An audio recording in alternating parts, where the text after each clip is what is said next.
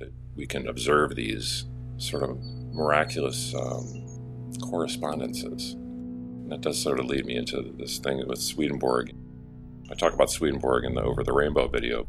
I think anybody who is attracted to Christianity, but is sort of maybe jaded by the dominant Christian culture that exists out there, you really should check out Swedenborg. They have a YouTube presence that's called Off the Left Eye.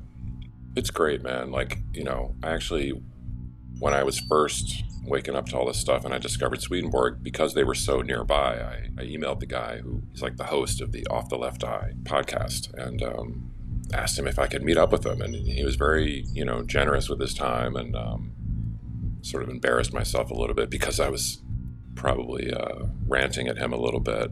But he was so cool about it, and he was like, yeah, man, and again, that's kind of where I got this idea. Like, a lot of times as an atheist, you're so overwhelmed by this experience, and you think, well, other atheists will just be blown away by the fact that this happened to you, because if you're a fellow atheist and then you're going to other atheists, you're saying, man, this sort of spiritual dimension is real. They don't believe you. They just think, oh, you're tripping, or you've got wish fulfillment.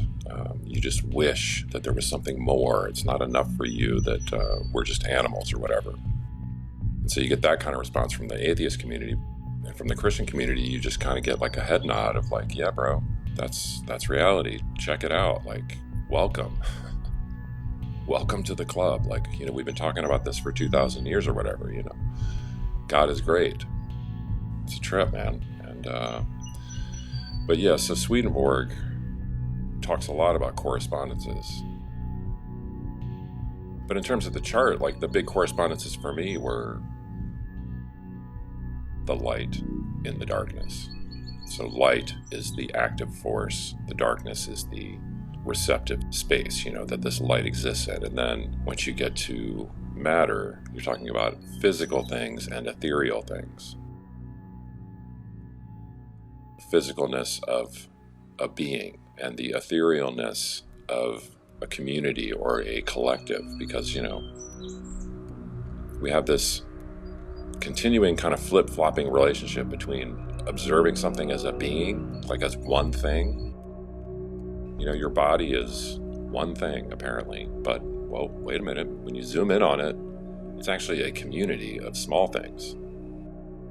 We've got a community that when you zoom in on it, again, you get back to being, because eventually with a community of cells, you get down to just one cell, and then you're studying this one cell that then contains other little beings within it, like mitochondria or a nucleus or these other little organelles, I guess they call them, that are making up the body of this single being that is then making up the body of this other, and so it's like this nested relationship of back and forth between the individual and the collective, and obviously even matter itself works in this way. You might have an object, maybe it's a rock, and you think this rock is one thing, it's an individual thing, and then you zoom in on it and you're like, actually this thing's made up of billions of other little teeny things, and each one of those little teeny things is made up of a collective of even more little teeny things. So this seems obvious, but I guess in the context of the chart, I'm just trying to describe like why I think these correlations are interesting, because they nest throughout reality, and when you're talking about an object and a space that the object exists in, and then you get to human beings, you get the individual human being and then the culture that the human being lives in.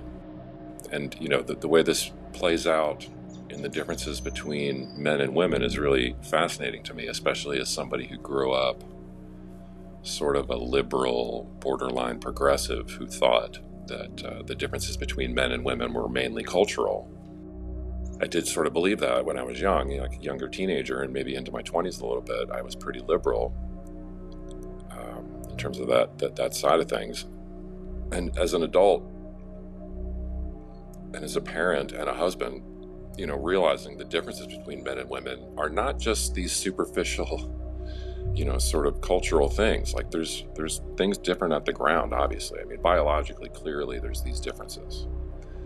in terms of this relationship between individualism and collectivism, you also have within men and women, men sometimes associated with individuality and individualism, women being more prone to collectivism maybe, or they're more engaged socially.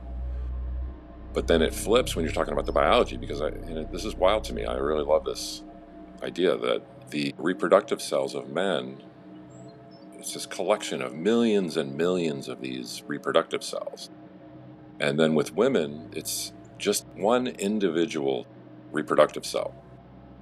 And these things kind of flip-flop. So, while men are sometimes associated with individuality, their reproductive cells are this collection of millions of tiny individuals. And then women associated with the collective only produce this single egg every 28 days. And it's pretty cool, like little relationship, and men being associated with an object and women being associated with a space. Men act in the world, but women make all the people. Objects do penetrate space, like the object, whether it's a molecule or whatever, it's penetrated the space. I don't think it's a coincidence that is the situation with men and women. I'm trying not to be like a third grader about this, but yes, like it is kind of funny. And there's also this idea in the Hindu and Jewish tradition. There's this upward facing triangle that represents the masculine, and a downward facing triangle that represents the feminine. And again, this is a really cool, sort of simple, kind of elegant illustration, because it does match up with our being, our physical beings. I guess as an adult you should be like, of course, yeah, it rhymes, it's like, but I'm still sort of astonished by this, and I'm astonished that nobody pointed this out to me in my childhood or even my early adulthood, that reality has these really kind of beautiful correspondences in terms of nature. And sometimes I think about this and it's just, all I can say is like, God is great, man, because I don't know what else to say.